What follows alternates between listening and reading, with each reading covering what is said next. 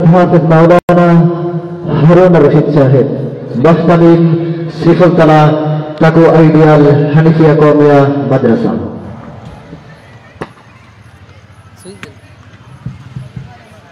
আসসালামু আলাইকুম ওয়া রাহমাতুল্লাহি ওয়া বারাকাতুহু। আলহামদুলিল্লাহ নাহমাদুহু ওয়া নুসাল্লি আলা রাসূলিহিল কারীম। আম্মা বা'দ, ফাআউযু বিল্লাহি মিনাশ শাইতানির রাজীম। বিসমিল্লাহির রাহমানির রাহিম। ইয়া আইয়ুহাল্লাযীনা আমানুত্তাকুল্লাহ وكونوا مع الصادقين. وقال الله تعالى في كلامه المجيد والفرقانه الحميد: يا أيها الذين آمنوا صلوا عليه وسلموا تسليما. اللهم صل على سيدنا ونبينا وشفينا وحبيبنا ومولانا محمد صلى الله عليه وعلى آله وصحبه وبارك وسلم. اللهم صل على سيدنا ونبينا وشفينا وحبيبنا ومولانا محمد صلى الله عليه وعلى آله وأصحابه وبارك وسلم. سبحانك لا علم لنا إلا ما علمتنا إنك أنت العليم الحكيم. رب اشرح لي صدري ويسر لي أمري واحلل عقدة من لساني يفقهوا قولي. মেহমানদারিতে আছেন, ওনারা আসা পর্যন্ত দু একটা মুক্তাসার কিছু আলোচনা করব। তো আসলে এজন্য আমরা কেউ ধৈর্য হারা না হয়ে যায়, আমরা একটু যারা বাইরে আছেন তারা আমরা ভিতরে এসে বসে যাই।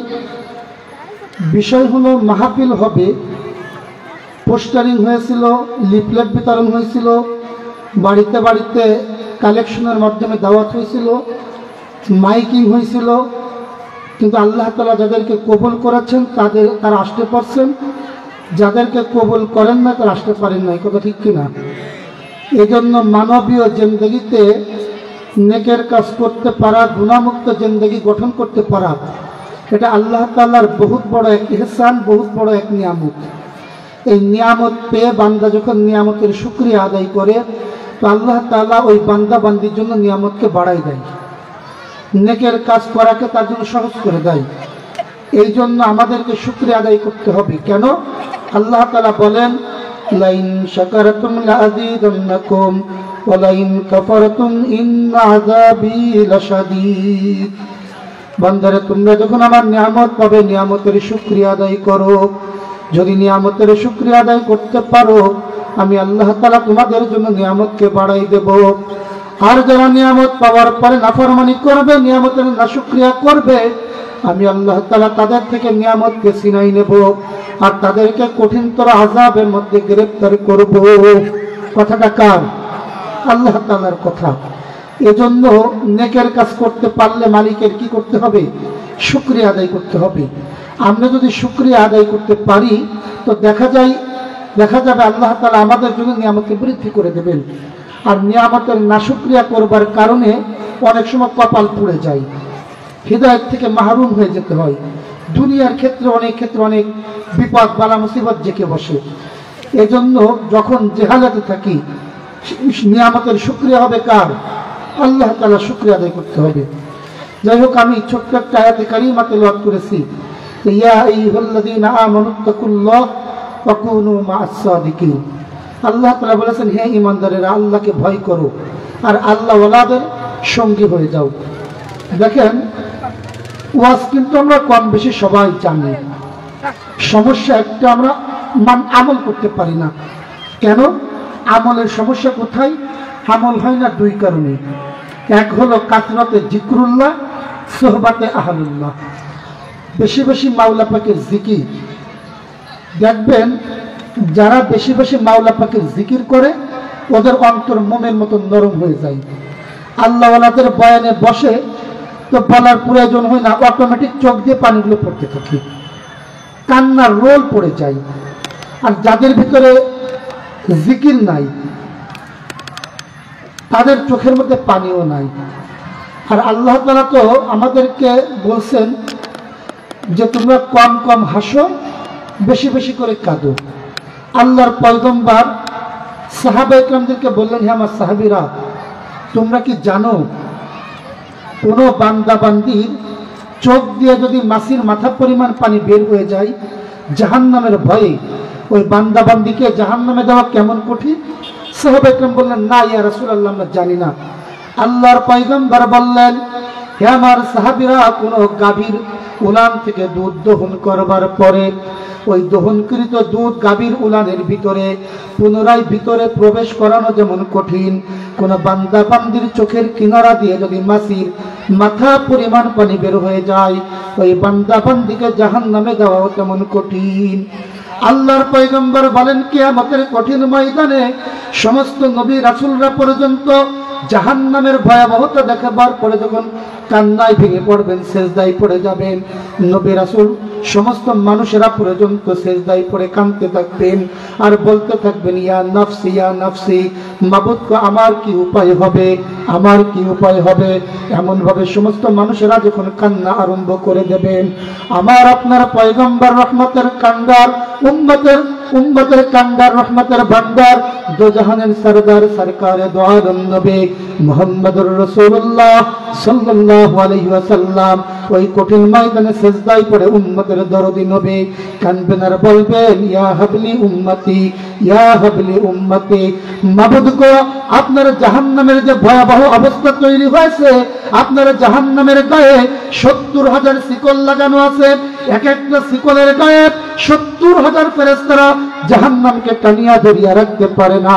এই অবস্থা দেখিয়ে আমার পয়গম্বর একবার আল্লাহ তাআলার আরশ আযীমের নিচে সিজদায় পড়ে যাবেন, একটা দৌড় দিয়ে হাউজে কাউসারের কাছে যাবেন, আবার দৌড় দিয়ে মিজানের পাল্লার কাছে চলে যাবেন, আবার দৌড় দিয়ে ফুলসিরাতের কিনারায় যাবেন।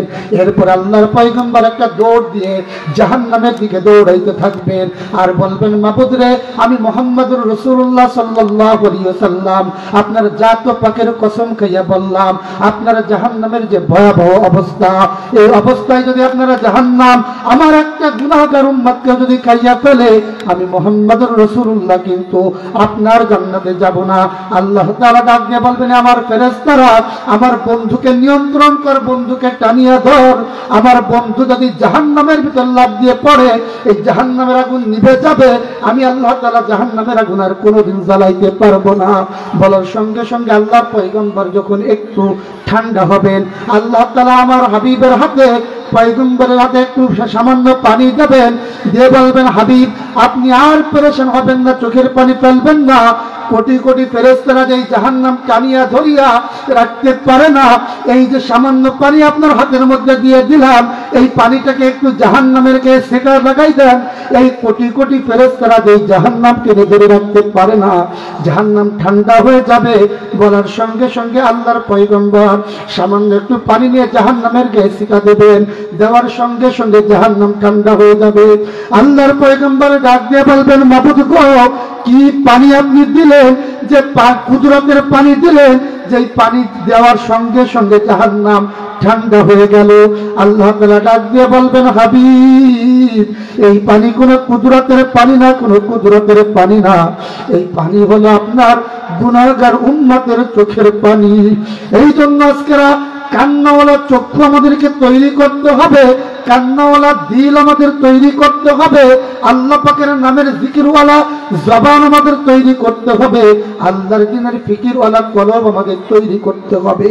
এই মন মানসিকতা যাদের তৈরি হবে, চোখের পানির চাইতে দামি কোনো বস্তু কিন্তু জাহান্নামের আগুন নিভাবার জন্য আল্লাহ তাআলা তৈরি করেন নাই। এই জন্য আমার বাবারা, আমার ভাইরা, গুনাহ আমরা করতেই পারি, গুনাহ হতেই পারে, কিন্তু গুনাহ করবার পরে আমাদের স্মরণ রাখতে হবে, তওবা, বারবার তওবা করতে হবে। গুনাহ হয়ে গেলে কি করতে হবে? তওবা করতে হবে। গুনাহ হতেই পারে। মনে করেন আপনার সন্তান, দুইটা সন্তান, কয়টা সন্তান? দুইটা সন্তান। একটা সন্তানকে আপনি বললেন যে, বাবা, তোর মা খুব অসুস্থ, ঘর থেকে নামতে পারতেছে না, তুমি এই মাটির কলসি নাও, নিয়ে ওই পাশের বাড়ির টিউবওয়েল থেকে এক কলসি পানি এনে যাও। সন্তান বলল কি আমি পারবো না। এরপর আপনি ধমক দিচ্ছেন, কলসি এনে উঠানের মাঝখানে এত জোরে আছাড় দিছে, কলসি ভেঙে চুরমার হয়ে গেছে। আপনি খুশি না বেজার? বেজার হয়ে গেছেন। আপনি বললেন বিয়াদব, কলসি ভাঙছো, বাড়িতে আয়, তোর খবর আছে। এরপর ছোট ছেলেকে বললেন বাবা তোমার মা তো অসুস্থ, তুমি একটু পাশের বাড়ির থেকে এক কলসি পানি আনো। ছোট ছেলে খুব শান্ত মনে পানি আনবার জন্য রওনা হয়েছেন, কিন্তু উঠানে নেমে পা স্লিপ করে পড়ে গিয়ে কলসি ভেঙে গেছে। আপনি দৌড়ে এসে ছোট ছেলেকে বুকের সঙ্গে জড়াই ধরে গায়ের কাদামাটি মুছে দিয়ে বলতেন বাবা তুমি কি ব্যথা পাইছো? বড় ছেলে ছোট ছেলে দুও ছেলে কলসি ভাঙছে, একজনকে তিরস্কার করলেন, একজনকে বুকে টেনে নিলেন, কারণ কাজ একই, কলস ভাঙ্গা, কিন্তু উদ্দেশ্য কি ভিন্ন না এক? উদ্দেশ্য ভিন্ন। ইবলিস শয়তান কিন্তু একটা অন্যায় করেছে। আল্লাহ তাআলা বলেছিল আদমকে সেজদা করো, সেজদা করে নাই, যুক্তি দিয়েছে। আল্লাহ তাআলার সঙ্গে নাফরমানি করেছে, এই জন্য কিন্তু সে অভিশপ্ত হয়েছে। বনি আদমও যদি পাপ করবার পরে ইবলিসের মতন এরকমের খানি মাইরে থাকে যে তওবা করবে না তাহলে ধ্বংস হয়ে যাবে, আর যদি কোনো কারণবশত যদি পাপ হয়ে যায় সঙ্গে সঙ্গে তওবা করতে হবে। তওবা করার সঙ্গে সঙ্গে আল্লাহ তাআলা তার ইজ্জতের মাকাম বৃদ্ধি করে দেবে। এজন্য ভুল হলে কি করতে হবে? তওবা করতে হবে। এজন্য তওবার মানসিকতা কাদের ভিতর পয়দা হয়? দিল যাদের নরম। আর দিল কাদের নরম হয়? দিল নরমওয়ালা কান্নাওয়ালা ব্যক্তিদের সোহবতে গেলে। যেই সমস্ত উলামা ইকরাম পীর মাশায়েখ তাদের দরবারে চোখের পানি আছে, সকাল বিকাল জিকির আছে, ওই সমস্ত দরবারে যারা যায় তাদের দিল নরম হয়ে যায়। দেখেন আল্লাহর পয়গম্বরের সোহবত যারা আদায় করছেন সাহাবা ইকরাম, তাদের দিলের হালাত কেমন ছিল? আল্লাহর নবী জলিল কদর এক সাহাবী ছিলেন হযরতে ওমর ফারুক রাদিয়াল্লাহু তাআলা আনহু।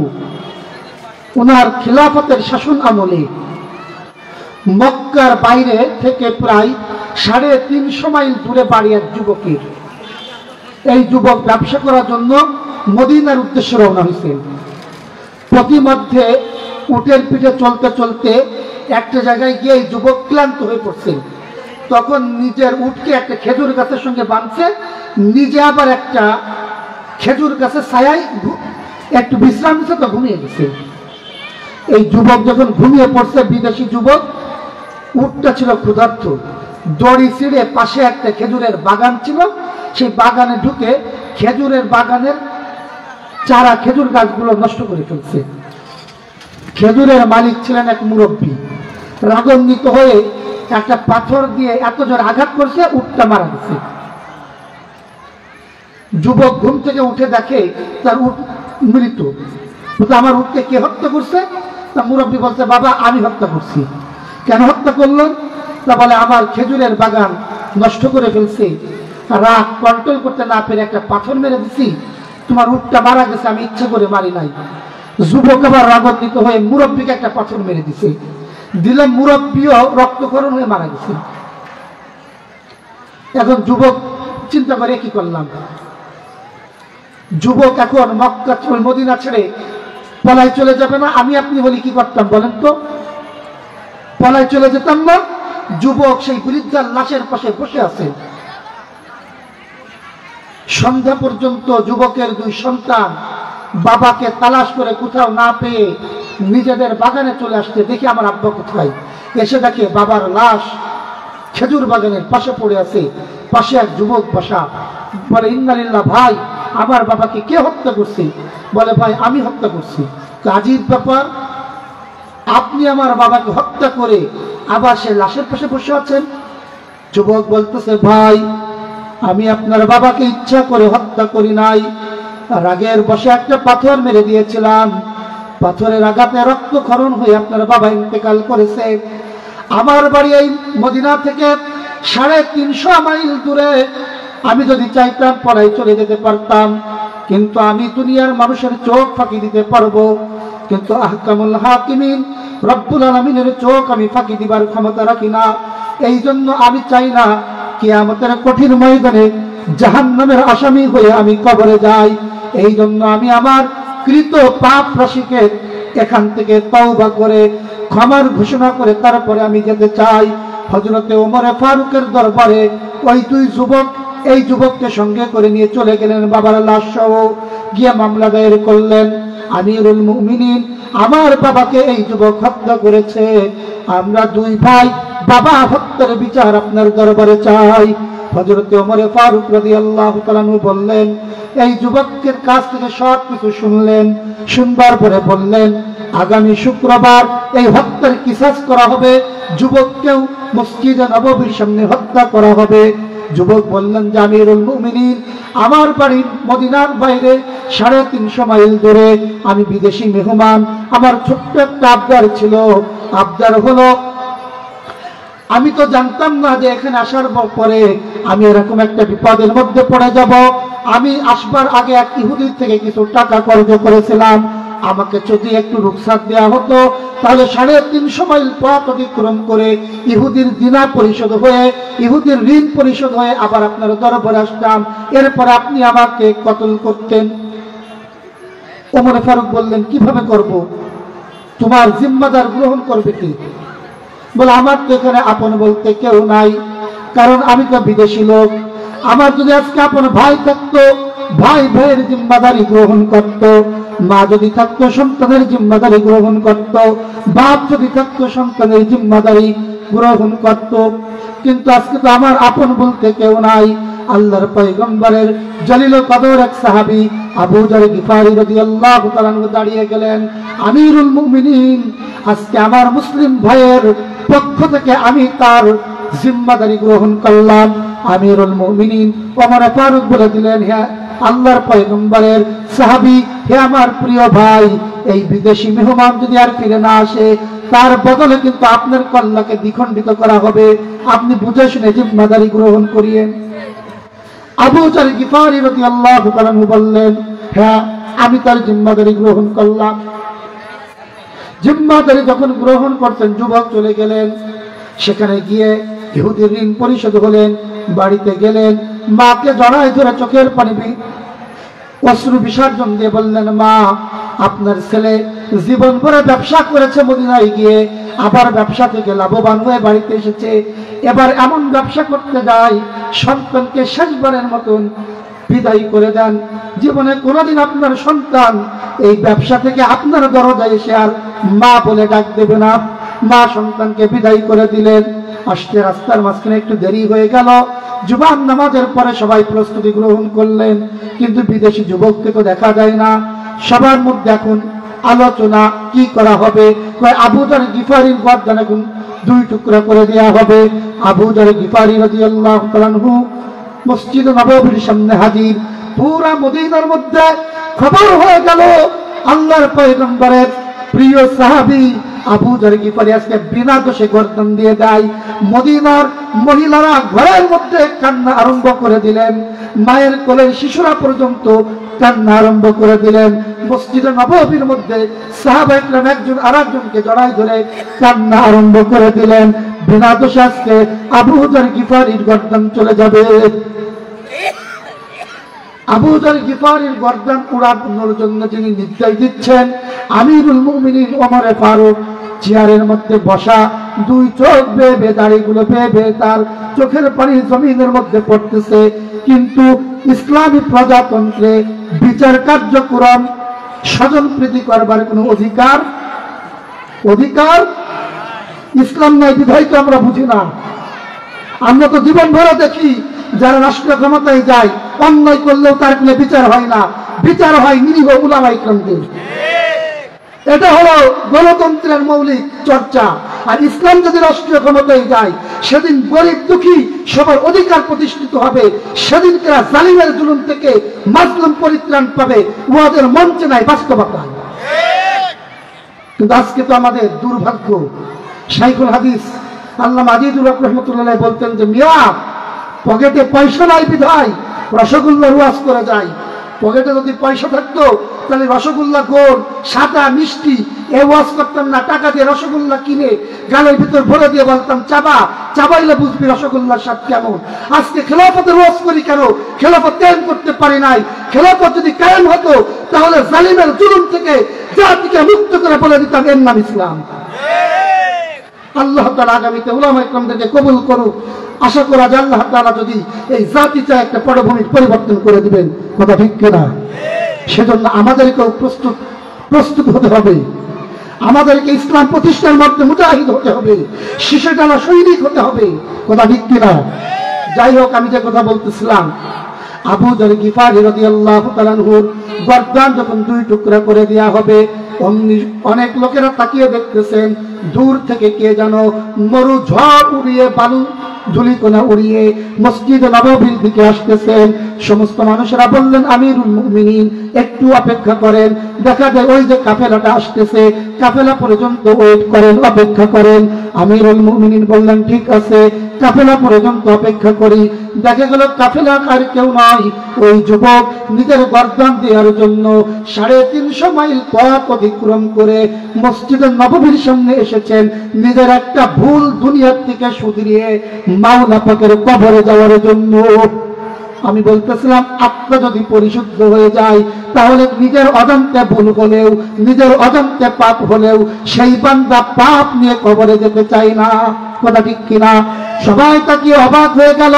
বিদেশি যুবক 350 মাইল দূরে যার বাড়ি, ইচ্ছা করলে তিনি মদিনায় না এসে দেশেও থেকে যেতে পারতেন। যখন চলে আসছেন, নির্দেশ দেওয়া হলো আমিরুল মুমিনিন ওমর ফারুক রাদিয়াল্লাহু তাআলা আনহু বিদেশি যুবককে বুকের সঙ্গে জড়াই ধরে হাউমাউ করে কাঁদলেন আর বলেন, যুবক তুমি স্বাভাবিক কোনো যুবক নয়, নিজের অজান্তে একটা ভুল হয়ে গেছে। এরপর 350 মাইল পথ অতিক্রম করে নিজের একটা ভুলকে শুধরিয়ে গর্দান দেওয়ার জন্য প্রস্তুত হয়েছে। তোমার মতন যুবক দ্বিতীয়টি হয় না। কিন্তু কি করব, ইসলাম তো এই বিচার কার্যক্রমে আমাকে কম বেশি করবার কোনো এখতিয়ার দেয় নাই। আমিরুল মুমিনিন কান্দেন, বিদেশি মেহমান, বিদেশি যুবকের জন্য এখন মদিনার সমস্ত মানুষেরা সাহাবায়ে কেরামরা কান্দে।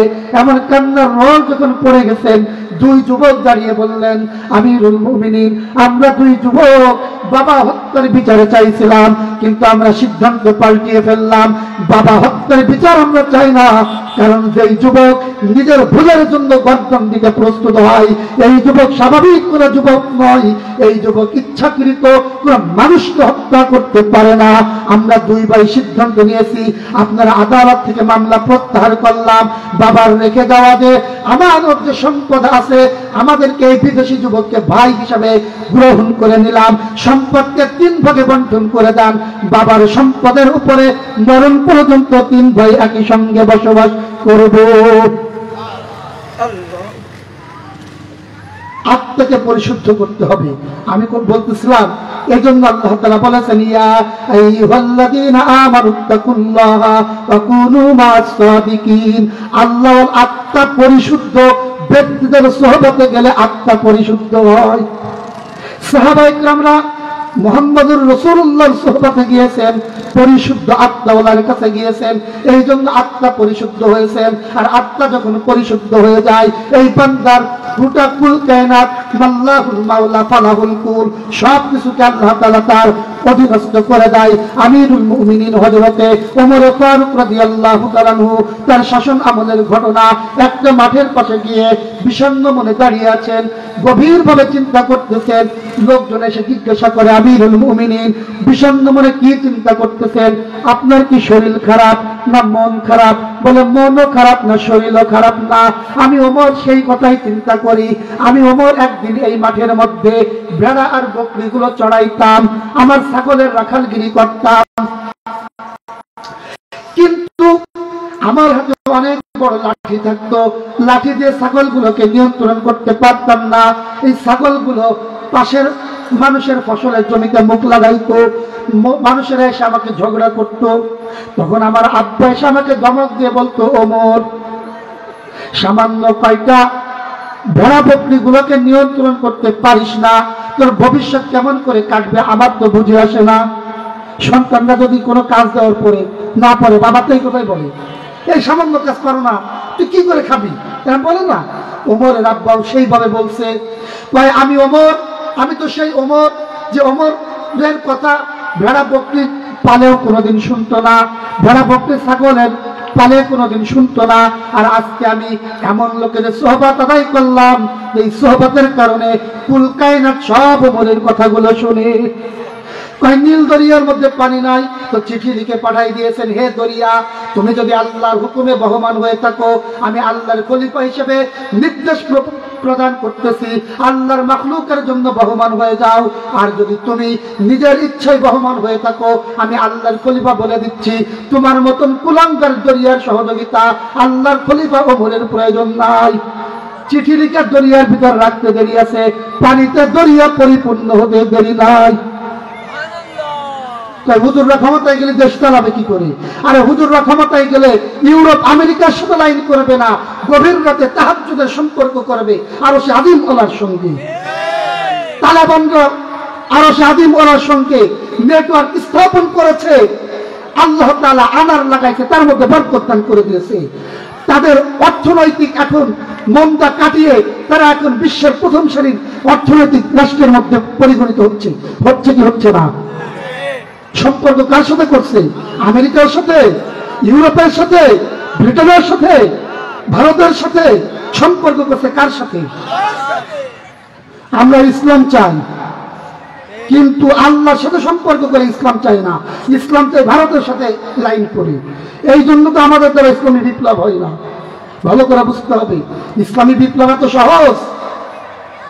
আমি সকালবেলায় জনগণকে সাথে করে নিয়ে ইসলামী বিপ্লবের স্বপ্ন দেখাবো, আর গভীর রাত্রে ইউরোপ আমেরিকার সাথে পা ধরে লাইন করবো যে আগামীতে আমাকে রাষ্ট্রীয় ক্ষমতায় দেবেন, আর আমার দ্বারা আল্লাহ তাআলা ইসলামী খেলাফত কায়েম করে দিবেন। ইসলামী খেলাফত কায়েম করতে গেলে রুহবানুল লাইল ও ফুরসানুন নাহার, গভীর রাতের সম্পর্ক হবে আরো সে আজিমুল্লাহর সঙ্গে। ওমর ফারুক রাদিয়াল্লাহু তাআলা বলতেছেন, আমি ওমর এমন লোকের সোহবত আদায় করলাম, যার সোহবত আদায় করবার কারণে এখন আমি ওমরের কথা দরিয়ায়ও শোনে, জমিনেও শোনে, বাতাসেও শোনে। হাজার হাজার মাইল দূরে সারিয়া রাদিয়াল্লাহু তাআলা যুদ্ধের ময়দানে যুদ্ধ করতে চাই। ওমর ফারুক রাদিয়াল্লাহু তাআলা এরকমের জুমার বয়ান করতেছেন। সারিয়া রাদিয়াল্লাহু তাআলা আনহুকে সব দল বলে ধ্বংস করে দেওয়ার জন্য কুফফাররা পাহাড়ের পাদদেশে লুকিয়ে আছে, তারা কিন্তু দেখে নাই। হাজার হাজার মাইল দূর থেকে হযরত ওমর এরকমের জুমার বয়ান থেকে বলতেছেন, ইয়া সারিয়াতুল জাবাল আল জাবাল, হে সারিয়া পাহাড়ের দিকে তাকাও। হাজার হাজার মাইল দূরে বিনা নেটওয়ার্কে আল্লাহ তাআলা ওমরের এই পবিত্র জবানের কথাগুলো সারিয়া বাহিনীর কর্ণকুহরে পৌঁছাই দিয়েছেন। তাকাই দেখেন শত্রু বাহিনী সামনে উৎপেতে আছে, সম্পর্ক হবে কার সাথে? সোহবত আদায় করছেন কার? পবিত্র দিলওয়ালা লোকের সোহবত আদায় করছেন। তো আল্লাহ তাআলা অন্ধ মনের বন্ধ দুয়ার খুলে দিয়েছেন। এজন্য গোয়েন্দা বাহিনীর রিপোর্ট লাগে নাই যে সারিয়া সামনে যাও না, সদল বলে ধ্বংস করে দেবে। গোয়েন্দা রিপোর্ট লাগে নাই যে আল্লাহ তাআলা বিনা গোয়েন্দার রিপোর্টে তার চোখের দৃষ্টিসীমা, কানের কর্ণকুহরের দৃষ্টিসীমা পর্যন্ত পৌঁছে দিয়েছেন। সম্পর্ক হবে কার সাথে? আল্লাহ তাআলার সাথে সম্পর্ক করতে হবে। ওয়ালা তাহিনু ওয়ালা তাহজানু ওয়া আনতুমুল আ'লাউনা ইন কুনতুম মুমিনিন। সম্পর্ক করতে হবে আল্লাহ তাআলার সাথে। এজন্য সম্পর্ক কার সাথে করব? আল্লাহ তাআলার সাথে করব। হযরত ওমর ফারুক রাদিয়াল্লাহু তাআলা আনহু শাসন আমলের মধ্যে মদিনার মধ্যে ভূমিকম্প তৈরি হয়েছে। হাতের লাঠি দিয়ে জমিনের উপর আঘাত করে বললেন, খবরদার, নড়াচড়া করবি না। তোর বুকের মধ্যে কে ঘুমায় তুই কি জানিস? উম্মতের কান্ডার, রহমতের ভান্ডার, দো জাহানের সরদার, সরকারে দো আলম নবী মুহাম্মদুর রাসূলুল্লাহ যে জমিনের মধ্যে ঘুমায়, ওই জমিনের মধ্যে কোনো কম্পন হবে না। লাঠি দিয়ে একটা আঘাত করে জমিনকে ঠান্ডা হতে বলছে, থামতে বলছে। মুহাদ্দিসিনে ইকরাম বলেন 1400 বছর আগে ওমরের হাতের লাঠির আঘাতে মদিনার মধ্যে ভূমিকম্প বন্ধ হয়ে গেছে। 1400 বছরের মধ্যে আর কোনোদিন জমিনের মধ্যে ভূমিকম্প হয় নাই। দিল কি দিল, পবিত্র দিল করে নিয়েছে। এজন্য সোহবাত আদায় করতে হবে, যে কান্নাওয়ালা লোকের সোহবাত আদায় করতে হবে, দিল আত্মা পরিচ্ছন্ন লোকের সোহবাত আদায় করতে হবে। যদি আল্লাহওয়ালাদের সোহবাত আদায় করতে পারি তো আশা করা যায় আল্লাহওয়ালাদের সোহবাতের মাধ্যমে আল্লাহ তাআলার নৈকট্যশীল বান্দায় রূপান্তরিত হওয়া যাবে। আপনি যখন আগুনের কাছে যাইবেন, ইচ্ছা থাকুক আর না থাকুক আগুনের তাপ আপনার গায়ে কিন্তু লাগবে। আপনি যখন বরফের কাছে যাইবেন, আপনার ইচ্ছা থাকুক আর না থাকুক বরফের লু হাওয়া কিন্তু আপনার গায়ে লাগবে। এই জন্য খবরদার খবরদার, নানান জনে নানান কথা বলবে, কিন্তু আমাদেরকে অটল থাকতে হবে। আল্লাহওয়ালাদের সোহবাত ছাড়া যাবে না।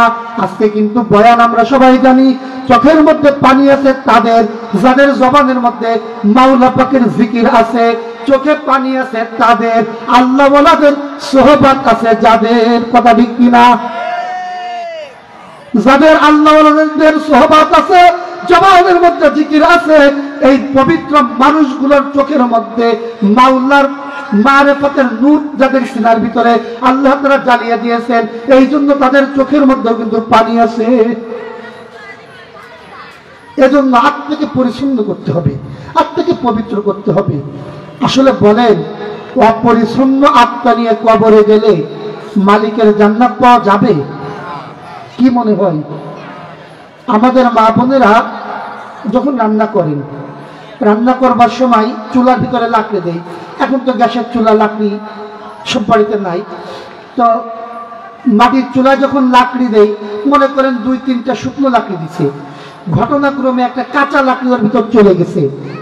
কাঁচা লাকড়ির ওই মাথায় এক পর্যায়ে আস্তে আস্তে আগুন ধরবে কি ধরবে না? ধরবার পরে ওর ভিতরে যে রস, লাঠির ওই শুকনো লাকড়ির এই পাশ দিয়ে পস পস করে আস্তে আস্তে বের হয় না? হয় না? আত্মা পরিচ্ছন্ন না করে হিংসা, অহংকার, তাকাব্বুরি নিয়ে যদি কবরে যায়, তাহলে কি হবে? আল্লাহ তাআলা জাহান্নামের আগুনে পোড়ায়ে অহংকার যেটুকু আছে বের করে তারপরে জান্নাতে দেবে। তাকাব্বুরি যেটুকু আছে পোড়ায়ে এরপরে জান্নাতে দেবেন। তা আল্লাহ তাআলা জাহান্নামে যখন পোড়াবে সহ্য করতে পারবো তো? যদি সহ্য করতে না পারি, তাহলে আল্লাহওয়ালাদের সোহবতের মাধ্যমে আত্মাকে পরিচ্ছন্ন করবার দরকার আছে না নাই? একটু জোরে বলেন, আছে না নাই? এই জন্য আগামী সামনে 3 দিন একটা বৃহত্তম ইসলামী মহাসম্মেলনে কিছু আল্লাহওয়ালাদের সোহবতে যাওয়ার মতন সুযোগ আসতেছে নাকি? সেই সুযোগ গ্রহণ করতে রাজি আছে তো ইনশাআল্লাহ? বলেন তো সেই সুযোগটা কোথায়? আলহামদুলিল্লাহ, হাটে মাঠে ঘাটে সবার কাছে আমাদের দায়িত্ব দাওয়াতটা পৌঁছায় দেওয়া। আর যাদেরকে নেব তাদের জন্য আল্লাহর কাছে একটু দোয়া করে যে মালিক, আমাদের জিম্মাদারি এই রুহানি ময়দানে নিয়ে পৌঁছাই দেওয়া। হিদায়াতের মালিক আপনি, আমার ভাইয়ের দিলের ভিতরে হিদায়াতের নূর আপনি একটু জ্বালিয়ে দেন। পারবো তো ইনশাআল্লাহ? যাই হোক, যে কথাগুলো বললাম আমি তো আর বক্তা না, মুক্তাসার কিছু আলোচনা করলাম, আপনারা দোয়া করবেন। তো এখন